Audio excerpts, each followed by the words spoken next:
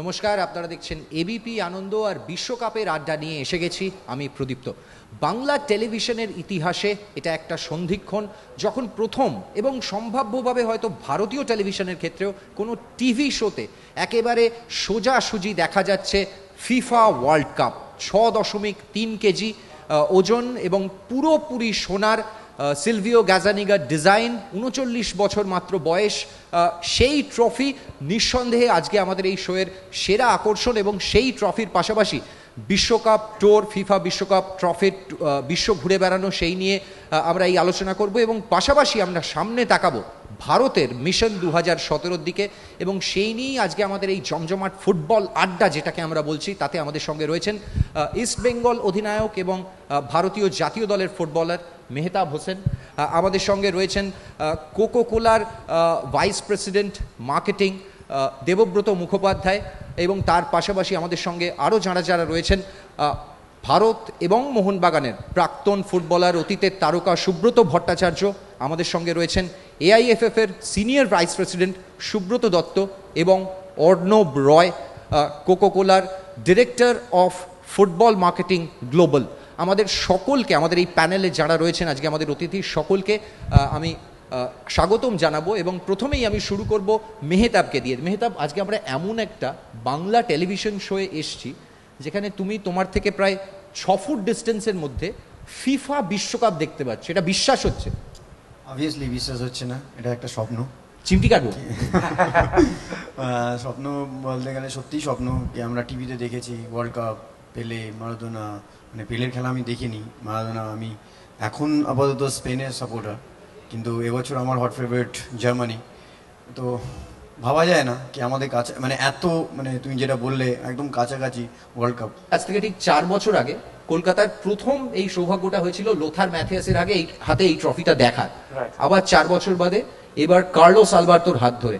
তো ভারতে কি ফুটবল জ্বরটা পুরোপুরি বেঁধে যাক, সবাই একেবারে অসুস্থ হয়ে পড়ুক ফুটবল জ্বর, এরকমই একটা টার্গেট থাকছে তোমাদের? দেখো, ফুটবল জ্বরটা ভালো হওয়া দরকার। একটা ট্রফি ট্যুর বা দুটো ট্রফি ট্যুর দিয়ে কি হবে সেটা বলা যাচ্ছে না। আমরা এইটা দেখে স্বপ্ন দেখতে চাই, বাচ্চারা খেলুক, স্বপ্ন দেখুক যে এইটা একদিন হাতে নিয়ে আমরা রাইটফুলি ধরবো। এটা একটা পার্ট। ফিফার সঙ্গে আমরা ইউথ ডেভেলপমেন্টের অনেক কাজ করি, বিভিন্ন জায়গায় আমরা ফিফার ইউথ ডেভেলপমেন্ট পার্টনার। আমরা মেক্সিকোতে কোপা করি। স্বপ্ন সাকার করার একটা রাস্তা আছে, এটা স্বপ্ন।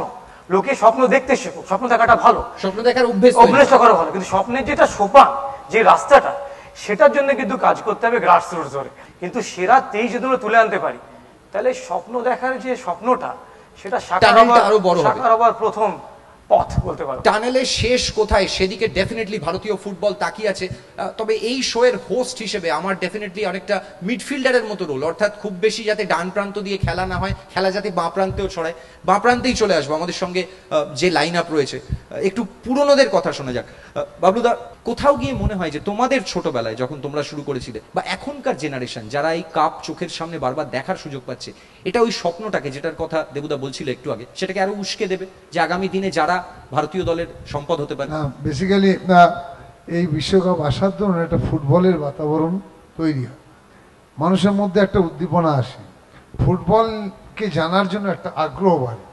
এই বিশ্বকাপ আমাদের দেশে 4 বছর আগেও লোথার ম্যাথিয়াস এসেছিল, আমরা তখনও ছিলাম, এবারও এসছি। এতে মানুষের মধ্যে একটা আগ্রহ বাড়ে।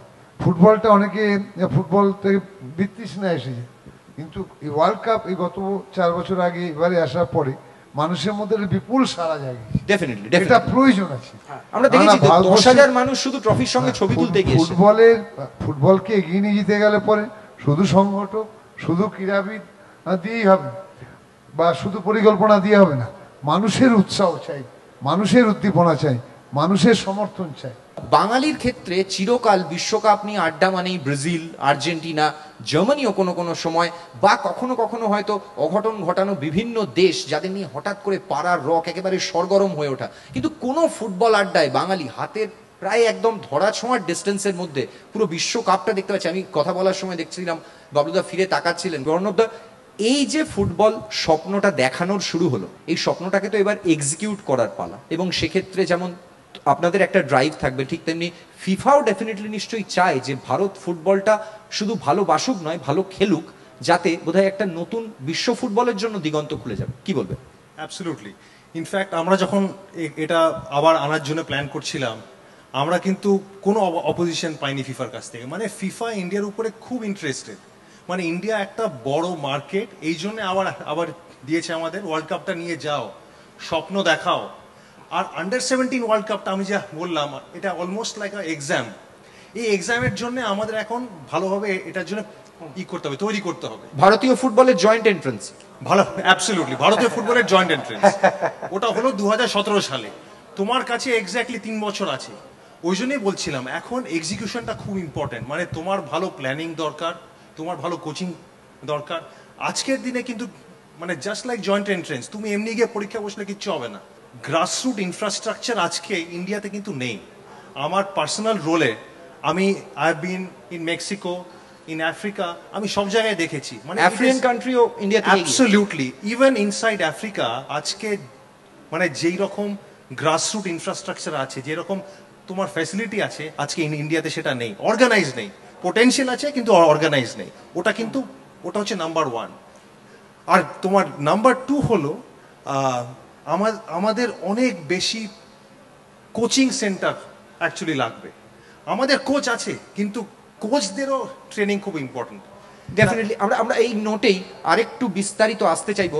আমাদের সঙ্গে এই মুহূর্তে যাদের হাত ধরে এই বিশ্বকাপ স্বপ্ন সামনে এগিয়ে যাবে সেরকম একজন রয়েছেন, এআইএফএফ এর সহসভাপতি বাবিদা। এই যে কথাটা বলা হচ্ছিল, ভারতীয় ফুটবল রিসেন্ট পাস্টে আমরা দেখেছি রববান, উইম কোভারম্যান্স, মানে খানিকটা একটা ডাচ টাচ আছে ভারতীয় ফুটবলে, মনে হয় ভারতকে সামনে পুশ করার জন্য। কিন্তু কার্লোস আলবার্তো বলে গেছেন যে ভারতের জন্য বোধহয় ব্রাজিল মডেলটা অনেক বেটার হবে।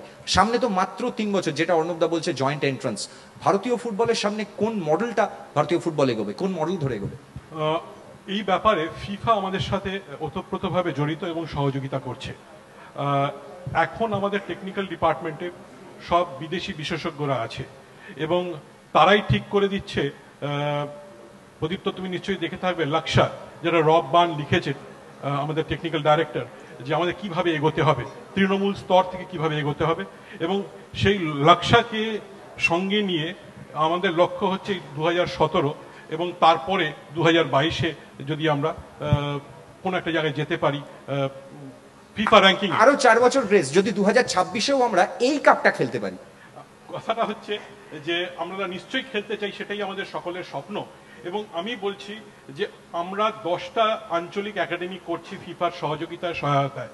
4টে অলরেডি অপারেশনাল, এবং ব্যাঙ্গালোরে, বম্বেতে, গোয়া এবং কলকাতায় 4টে অলরেডি অপারেশনাল, এবং আরও 6টা হবে।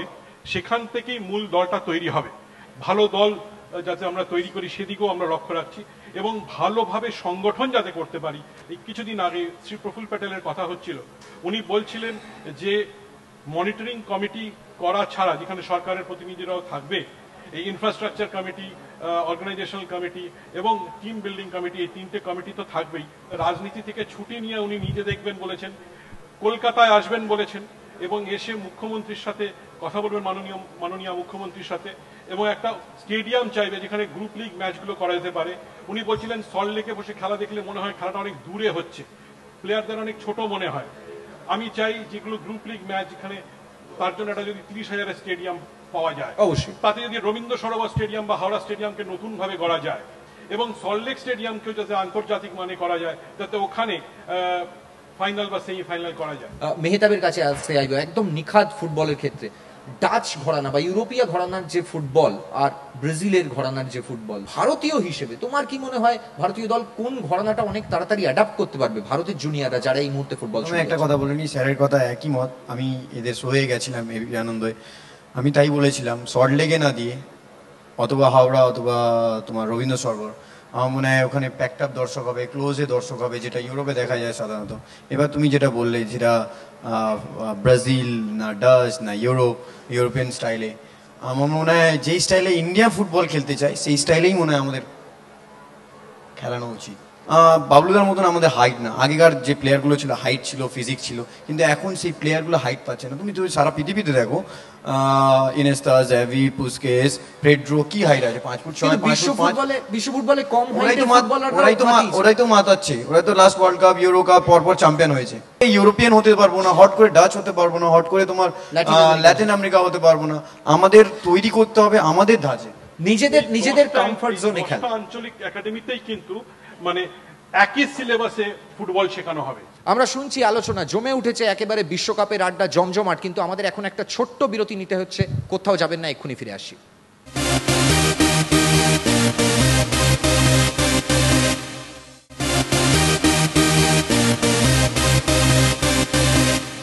বাবলুদা, এই যে কথাটা বলা হচ্ছে যে এখন যে সমস্ত জুনিয়র অর্থাৎ 12-13 যারা 2017 টিমে থাকবে, তোমার কি মনে হয় তাদের যদি ঠিকভাবে স্বপ্নটা দেখানো যায় যুব বিশ্বকাপ দিয়ে, তাহলে সেই দলটাই পরবর্তীকালে 2022 বা 26-এ ভারতকে বিশ্বকাপে পৌঁছে দিতে পারে? 2 মাস আগে স্পেনের একটা খেলোয়াড় ইব্রাহিম কাদের দিয়েজ বলে, 14 বছর বয়স, 14 বছর 2 মাস বয়স, তাকে চয়েস করেছে ম্যানচেস্টার সিটি এবং 5,400 ইউরো মাসিক মাইনে দিয়ে 14 বছরের ছেলেটাকে নিয়ে এসছে ম্যানচেস্টার সিটি।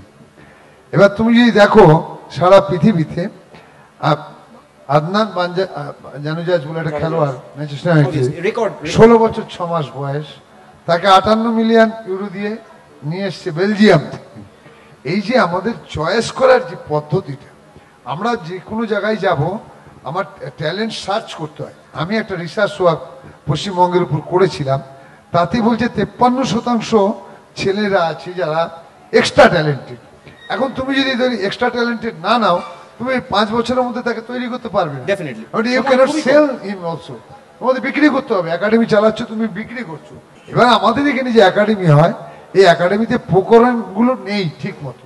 যেমন ধরো স্পোর্টস সায়েন্স, এখন বলছে স্পোর্টস সায়েন্সে কান থেকে নাক থেকে রক্ত নেবে, হাঁটু থেকে ফাইবার নেবে, নিয়ে রিসার্চ করে বলে দেবে যে তুমি কার্ল লুইস হবে না মারাদোনা হবে। এরপরে তোমার লাগবে স্পোর্টস মেডিসিন, কি ধরনের ওষুধ দিলে পরে তার মাসেল কোঅর্ডিনেশন ঠিক থাকবে। আজ মেহতাবের যে মাসেল কোঅর্ডিনেশন বা আমাদের যে মাসেল কোঅর্ডিনেশন সব জায়গায় সমান পাওয়ার নয়, কিন্তু তুমি মারাদোনাকে দেখো, তার কিন্তু মাসেল পাওয়ার ওইটুকু পড়তে পড়তে উঠে যাচ্ছে। এবার তোমার দেখতে হবে যে নিউট্রিশন সায়েন্টিস্ট, একটা বাচ্চা ছেলে প্র্যাকটিস করার পরে সে যা খাচ্ছে বাড়ি গিয়ে তার বাবাও তাই খাচ্ছে, কিন্তু তা নয়। আজকে একটা বাচ্চা ছেলেকে নিউট্রিশন সায়েন্টিস্ট দিয়ে তার খাদ্য তালিকা তৈরি করা হয় to develop his health and power. এবং হচ্ছে ফ্রুইট সাপ্লিমেন্ট। আমরা বাচ্চা ছেলেরা যখন প্র্যাকটিস করে তারা কলের জল খেয়ে নিচ্ছে, কিন্তু তাতে কিন্তু সোডিয়াম, পটাশিয়াম, গ্লুকোজ ফুলফিল হচ্ছে না। যে কোনো একাডেমি পৃথিবীতে কোনো ফেডারেশন একাডেমি নেই, কোনো গভর্নমেন্ট একাডেমি নেই, ক্লাবের একাডেমি, কিন্তু ক্লাবের একাডেমি বিজ্ঞান ভিত্তিক হয়। এক্স্যাক্টলি এই নোটটাতেই আমি যেটা বলছিলাম, আগেই বলেছিলাম কি ক্লাবদের দায়িত্ব নিতে হবে, বলছি ক্লাবকে ইনিশিয়েটিভ নিতে হবে। ক্লাব যদি না, যে under 15 I league, under 12 I league, আমি কিছুদিন আগে বার্সেলোনার খেলা দেখছিলাম, ওরা বাচ্চা বাচ্চা ছেলে কম্পিটিশন না এলে হবে না। শুধু আমরা একটা একাডেমি করে নিলাম বা তোমার ওটাকে কন্টিনিউ রাখলাম 4 বছর, না, ওদের সাথে সাথে কন্টিনিউ আই লিগটা চলতে থাকে, যদি কম্পিটিশনের মধ্যে থাকে, সেইভাবে ওরা মানে পলিশড হতে থাকে, তাহলে সেই কম্পিটিশনটা থাকবে ওদের মেন্টালিটি।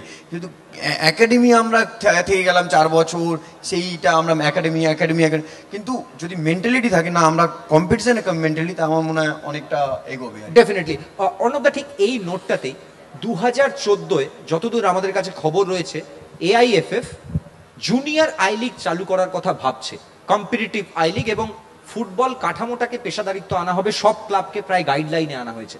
এই স্টেপটাকে কিভাবে দেখছো? এটা খুব ইম্পর্টেন্ট, কারণ তুমি তোমার নিজের একাডেমি তুমি স্টার্ট করতে পারো, কিন্তু তোমার যে এক্সিস্টিং ইনফ্রাস্ট্রাকচার অলরেডি আছে, এত যে পুরনো ক্লাব, তুমি যদি এদের এনকারেজ না করো কি ওদেরও গ্রাসরুটে ইনভেস্টমেন্ট করতে হবে, তাহলে কিন্তু তোমার কিচ্ছু হবে না। মানে ইউ অলরেডি হ্যাভ তোমার ইস্টবেঙ্গল, মোহনবাগান মতন 100 বছর মতন পুরনো ক্লাব, এদের ফ্যান বেস হিউজ। তোমাকে ওই ফ্যান বেসকে ইউটিলাইজ করতেই হবে, তোমাকে ইনভেস্ট করতেই হবে। তা উইথ AIFF একাডেমি হচ্ছে, কিন্তু ইভেন দ্য ক্লাবস, এইটা যদি আমরা জুনিয়র আই লিগ করি, তাহলে মানে I think it will be outstanding. পৃথিবীর যে কোনো ফুটবলের অগ্রগণী দেশে ফুটবলটা ক্লাব বেসড, এবং যাদের ক্লাবরা যত ভালো ফুটবল খেলে এবং ফুটবলার তৈরি করে তাদের ফুটবল ততটা এগিয়ে। আমাদের দেশেও ফুটবলটা ক্লাব বেসড, এবং এই যে আই লিগ ক্লাব যারা ভারতবর্ষের শ্রেষ্ঠ ক্লাব, তারা যদি নিজেদের ফুটবলাররা নিজেদের তৈরি করে, নিজেদের ফুটবলার যদি নিজেরা প্রডিউস করে, তাহলে কিন্তু সেই সব ফুটবলার বিশ্বমানের হতে পারে। এবং সুতরাং ক্লাবদের নিজস্ব একাডেমি থাকা প্রয়োজন, এবং সেটা কিন্তু ক্লাব লাইসেন্সিং ক্রাইটেরিয়ার মধ্যে একটা ইম্পর্টেন্ট ক্রাইটেরিয়া, যেটা পুনে এফসি অলরেডি করেছে, অন্যান্য অনেক ক্লাবই করেছে। সব ক্লাবকে করতে হবে, এবং সেখানে যে কোনো কোচ রাখলে হবে না, যে কোনো সিলেবাস ফুটবলের ফলো করলে হবে না, সবকিছু কনভার্জিং একটা মডেল থাকে, এবং ব্যাপারটা ওই মডার্ন সায়েন্টিফিক ট্রেনিং দিতে হবে, এবং সব ক্লাবদের একই ফিলোসফি, ফুটবল ফিলোসফি মেনটেন করতে হবে। যে কোনো কোচে দেখুন, বার্সেলোনা বা মালেগা বা তোমার ভ্যালেন্সিয়া সব এক স্টাইলে ফুটবল খেলে। এক্স্যাক্টলি, তাই জন্যই ওরা দেখবেন যখন ওয়ার্ল্ড স্তরে যায়, ইউরোপিয়ান কাপে বা ইউরো কাপে বা ওয়ার্ল্ড কাপে, ওরা এক স্টাইলে যে কোনো ক্লাব থেকে আসুক, ন্যাচারালি 7-8 জন তো বার্সেলোনা থেকে থাকেই। অর্থাৎ শুধু ক্যাম্পে 7 দিন ট্রেনিং করে কোনো স্টাইল অ্যাডাপ্ট করা যায় না। না, ডিফিকাল্ট। যেটা বললেন এটা একদম পারফেক্ট কথা, ওরা কি short pass সবাইকে, খেলে, টিকি-টাকা ফুটবল। হ্যাঁ টিকি টাকা ফুটবল সব ক্লাবই তাই খেলে। এক্স্যাক্টলি। না, আপনি আবার ইংল্যান্ডে খেলা দেখবেন, ডাইরেক্ট pass ফুটবল খেলে। খেলে, ডাইরেক্ট ফুটবল খেলে। ঠিক আছে, তো বুন্দেসলিগা স্টাইলটাও অলমোস্ট সব ক্লাবের ক্ষেত্রে সব প্রত্যেকটা দেশই তার অ্যাডপশন আসে প্লেয়ারের কোয়ালিটির উপর ডিপেন্ড। অবশ্যই আমার 5টা একটা টিম ভালো তৈরি হয়, সেখানে দেখবে 4-5টা খুব ভালো বল প্লেয়ার থাকে, 2-3 জন খুব ভালো ট্যাকলার থাকে, 2-3 জন খুব 4 ভালো ফুট হেডার 8 থাকে, ইঞ্চি নিয়ে আমি লং বল খেলতে পারবো। না, তারপরে ট্যাকটিক্সটা ঠিক করবে হ্যাঁ, কোচ হ্যাঁ। According to the quality of Quality of the players player. And the physique of the players. অবশ্যই অবশ্যই এই নোটটাতে যদি আমি দেবুদার কাছে জানতে চাই, দেবুদা, যদি আমরা অদূর ভবিষ্যতে দেখতে পাই মোহনবাগান ইস্ট বেঙ্গল আই লিগের ম্যাচের দিন, ম্যাচের 1 ঘন্টা আগে জুনিয়র আই লিগের সেম একটা ছোটদের ডার্বি হচ্ছে, কেমন হবে আইডিয়াটা? হবে খুব সুন্দর প্রদীপ্ত, কিন্তু আমি যদি দুটো কথা বলতে চাই, যদি আমরা ডিসাইড করি কি আই লিগ জুনিয়র হবে, যদি আজকে ডিসাইড করে সুব্রতদা, বাপিদা, এটাকে নেক্সট লেভেল এক্সিকিউট করে দেওয়া দরকার। সেকেন্ড জিনিস বলো, বাবলুদা বসে আছে, আমি ছোট হয়েছি খেলা দেখে, 80-82 মিনিট হয়ে গেছে, গোল হচ্ছে না, বাবলুদা ডিফেন্স খেলছে, বললো চল গোল করি, 5 মিনিটের ভেতরে বাবলুদাঞ্জির হেড করে গোল করলাম, খেলাটা মনে নেই আমার। এটা হচ্ছে প্যাশন, একটা এক্সিকিউশন মেন্টালিটি। আজকে আমরা ছেলেগুলোকে বাইরে কেন পাঠাতে চাইছি? এই যে 5টা ছেলেকে আমরা বলছি বাইরে গিয়ে ব্রাজিলে গিয়ে খেলো, 2 সপ্তাহ ট্রেনিং করবে, এই 5টা ছেলে যখন ব্রাজিলে গিয়ে খেলবে, এদের এই কিলার ইনস্টিংক্ট, এই কিলার ইনস্টিংক্টটা হওয়া দরকার, যেটা আগের ভেতরে ছিল। তো আমি বলছি ফোকাস, কিলার ইনস্টিংক্ট, কোলাবোরেশন, এই 3টে জিনিস আমি ডেফিনেটলি তোমায় বলবো প্রদীপ্ত, যদি এখন থেকে প্ল্যান করে এগোনো যায়, we will definitely do well in the 2017 world cup, আমার দৃঢ় বিশ্বাস। অবশ্যই। আমরা একদম অনুষ্ঠানের শেষ পর্যায়ে চলে এসেছি, আমি বাঁ প্রান্ত থেকে শুরু করব, বল বাড়াবো বাঁ প্রান্তে। 2017-এ যুব বিশ্বকাপ বারবার পাচ্ছি, আমরা খেলছি, আমরা কতদূর এগোবো সেটা পরের প্রশ্ন। 2026 আবেগ যুক্তি সবকিছু সামলে রেখে 2026 আমরা এই ওয়ার্ল্ড কাপটার জন্য কি লড়তে পারবো? অর্ণব দা ফার্স্টে। অ্যাবসলিউটলি। 2017-র পরে তোমার কাছে অনেক, তুমি যদি 2017-এ তুমি সাকসেসফুল হও, তোমার একটা কোর গ্রুপ হয়ে যাবে। কোর গ্রুপটা কিন্তু খুব ইম্পর্টেন্ট। আর ইন্ডিয়ার তুমি যদি দেখো, হিস্ট্রি দেখো, আন্ডার-17, আন্ডার-16 কিন্তু আমরা মোটামুটি বেশ ভালোই করি। এটার জন্য আরো ভালো করতে হবে। কিন্তু ওর পরে হাউ ডু ইউ মেনটেন, ওই কোর গ্রুপটা কি করে মেনটেন করবে, ওটা কিন্তু সবচেয়ে বেশি ইম্পর্টেন্ট। বাপিদা খুব দ্রুত এক লাইন। এক লাইনে বলা যাবে না। প্রথমে বলি 2017 বিশ্বকাপের জন্য কোকোকোলার একটা যে আমরা পেয়েছি, কোকোকোলার একটা বিশেষ ভূমিকা ছিল, বিশাল ভূমিকা ছিল, নাহলে আমরা পেতাম না। সেই স্বীকৃতিটা ওদের আমাকে দিতেই হবে। এবং এই যে আমরা পেয়েছি, যে সুযোগটা আমরা পেয়েছি, এটাকে আমাদের কাজে লাগাতে হবে। এটা একটা গ্রেট অপরচুনিটি, এবং এখান থেকেই আমাদের ঘুরে দাঁড়াতে হবে। এটাই ভারতীয় ফুটবলের মেক অর ব্রেক। একদম একদম আমি বলছি this is a turning point, এবং এখান থেকেই আমরা কিন্তু বিশ্ব ফুটবলের একটা মানচিত্রে একটা গুরুত্বপূর্ণ জায়গায় চলে আসবো, সবাই নজরে চলে আসবো, এবং সেটাকে মেনটেন করতে হবে। 2017 থেকে শুরু করতে হবে, 2026কে লক্ষ্য রেখে আমাদের এগোতে হবে, এবং আমাদের লক্ষ্য যদি পাস দিয়েও যাই, আমি বলবো অনেকটা এগিয়ে যাবো। সুব্রত একদম লাস্ট। না, আমাদের ছেলেরা পারবে যদি এখন থেকে শুরু করে, ওই আগামী মাস করবো তারপরে, এখন থেকে শুরু করে দিই। প্লেয়ার ভালো চয়েস করুক, তাদের আলাদা ট্রেনিং প্রসেস করুক, 2 বছর 1.5 বছরের জন্য ব্রাজিল অথবা জার্মানি পাঠিয়ে দিক, ফিরে আসুক, জুনিয়র ওয়ার্ল্ড কাপ খেলুক, আমি বলছি আমাদের ছেলেরা খুব ভালো রেজাল্ট করবে। অবশ্যই আমাদের ছেলেরা পারবে, এই একটা বিশ্বাস আমাদের এই প্যানেল থেকে উঠে আসছে। আরও একবার যেতে যেতে আমাদের আলোচনা থেকে যেটা বেরিয়ে এলো যে শুধুমাত্র বিশ্বকাপ পাওয়াতেই সন্তুষ্ট থাকলে হবে না, বিশ্বকাপে আমরা খেলবো, ভালো খেলবো, এরকম একটা বিশ্বাস আজকে থেকে যদি শুরু করা যায় তাহলে আগামী দিনে ভারতীয় ফুটবলের ভবিষ্যৎ খুব উজ্জ্বল। ইতিহাসের সাক্ষী রয়েছি আমরা, প্রায় বলা যেতে পারে এই প্রথম কোনো বাংলা এবং সম্ভাব্য ভারতীয় টেলিভিশনের টিভি শো যেখানে ফিফা বিশ্বকাপও আজকে আমাদের এই প্যানেলের সঙ্গেই আমাদের আলোচনাগুলো শুনলো। আমি সকলকে, আমাদের প্যানেলের সবাইকে ধন্যবাদ জানাবো যেতে যেতে, আর ভারতীয় ফুটবলের জন্য বলবো জয় হোক।